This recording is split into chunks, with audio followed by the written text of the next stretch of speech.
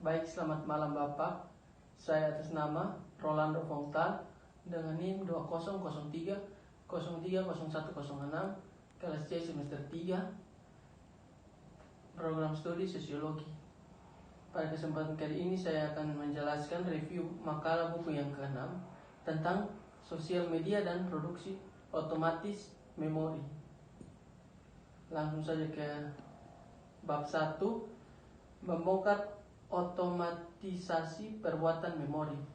Produksi otomatis memori yang kita hadapi dengan mewakili serangkaian perubahan yang luas dengan jangkauan implikasi. Jenis personalisasi otomatis ini termasuk penargetan ingatan tidak sepenuhnya mungkin sebelum kehadiran media sosial dan jejak kehidupan sehari-hari yang menumpuk di dalamnya. Dalam bab-bab berikut, kita akan melihat bagaimana pemilihan dan penargetan otomatis dari kenangan didasarkan pada proses ganda, di mana media sosial fitur secara aktif dan otonom mengklasifikasikan dan memberi peringkat pada orang konten masa lalu untuk memproduksi dan mengirimkan paket siap pakai memori. Lanjut ke bab berikut, bab 2, taksonomi tema memori atau memparitisi yang berkesan. Kembali ke taksonomi tema memori yang dihasilkan oleh Facebook Memory, gagasan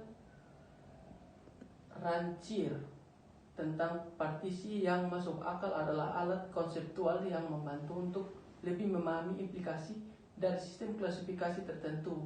Rekaman massal kehidupan sehari-hari platform media sosial adalah matang untuk dipartisi, untuk menertibkan dan membuat yang dapat dikontrol kedalaman barang.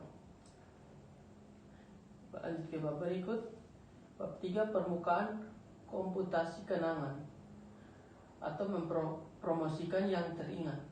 Melalui proses peringatan yang digariskan oleh Kodrat tahun 2017 dan Paluri dan Asis tahun 2016, data masa lalu secara fundamental dikonfigurasi ulang sebagai suatu untuk diingat, dirayakan dan bersama-sama menjadi sebuah kenangan.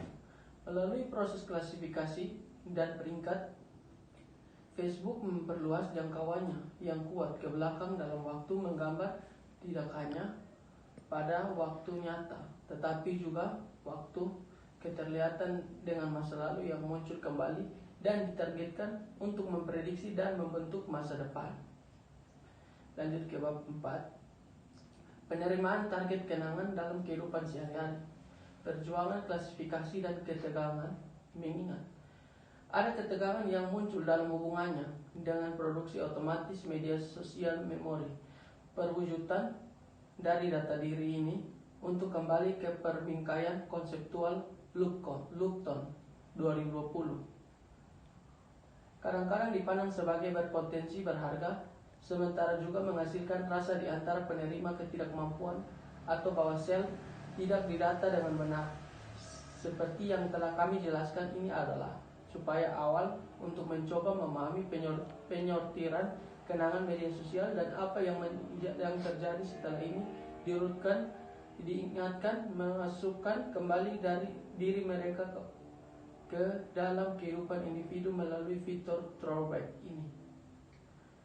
Yang terakhir, kesimpulan menyortir masa lalu, yakni sesuatu yang intim dan pribadi seperti ingatan tidak bisa melarikan diri dari jangkauan media sosial dan data mereka dan logika peredaran darah. Dalam buku ini kami telah menjelajahi dasarnya proses yang memungkinkan pemeliharaan dan penargetan masa lalu konten dalam bentuk kenangan yang dikemas ulang. Di sini kita punya menyoroti cara klasifikasi dan peringkat beroperasi bersama-sama untuk memungkinkan kenangan yang muncul kembali di media sosial, fitur kemunduran melalui kombinasi klasifikasi dan peringkat produksi otomatis dan pengiriman barang-barang disebut kenangan. Berarti penggunaan media sosial tidak perlu menggali, mereka tidak menggali seperti yang disarankan Walter Benjamin, tapi sebaliknya penggalian sedang dilakukan atas nama mereka. Baik, sekian dari hasil presentasi saya. Atas perhatian saya mohon maaf jika ada kekurangan dan kesalahan dari saya. Terima kasih.